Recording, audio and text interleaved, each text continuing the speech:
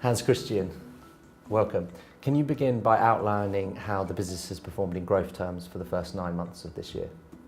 So overall, globally for Oettinger Davidoff, and here I combine domestic and duty-free, it has been a continuing good year for our two main brands, Davidoff and Camacho. In travel retail in particular, it is still doing better than the overall market, but as we all know, global travel retail is having a tougher year than it had in 2014. The highlights for us, and the reason we are doing better than the market, is obviously the success of our innovations in terms of products, as well as the expansion of our retail footprint within travel retail. So I would say those are the two highlights that gives us a little bit pole position. Hans, you've recently signed a joint venture agreement with Sparkle Roll. This adds to the agreement earlier this year with Bluebell Cigars. What does this say about your longer-term growth ambitions for the China market, given the recent market volatility? Right. Well, obviously, I think there is no doubt, even if there is small blips on a long trajectory of growth, there is no doubt in my mind that the Chinese consumer is our single biggest opportunity, probably in our lifetime, and not only in travel retail, but basically in many domestic markets, simply due to the sheer number of travelers. And I think that our commitment to Asia has now taken its concrete form. We have invested in a joint venture in China. We are putting, as of January, a team on the ground, which is essentially about building brand awareness, building excitement, building consumer engagement in China. And we are hoping, obviously, to have a nice business in China, but we really believe that we will harvest that investment in travel retail and in foreign cities where we also downtown would have Davidoff stores.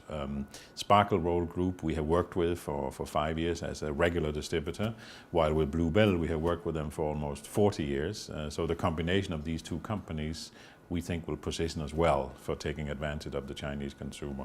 When you say that there's a lot of volatility, it is true. We should never forget, though, that a 7% growth rate is obviously not as good as 15, but I think most countries in Europe would die for 7% growth. So Martin, you recently joined Davidoff. How are you settling into your new role? And what are your long-term growth ambitions for the division? I think I'm settling in quite well for the 6 weeks I've been on the business right now. Obviously, Cannes is a fantastic opportunity for me to get to know many people and to listen and learn a lot about this industry. I would say in general my aspirations are I truly believe that global travel retail is going to continue to be a huge opportunity for us. Strategically, it's a top priority. And despite obviously, the recent development we've seen with less travelers, or Chinese travelers as well as Russian travelers being down, in general for us we continue to grow, we continue to gain market share. I think there is still huge opportunities for the category we can lead with cigars. The shopper that is buying cigars is, for example, generally known to spend a significant longer amount of time in store, to be cross-category shopper.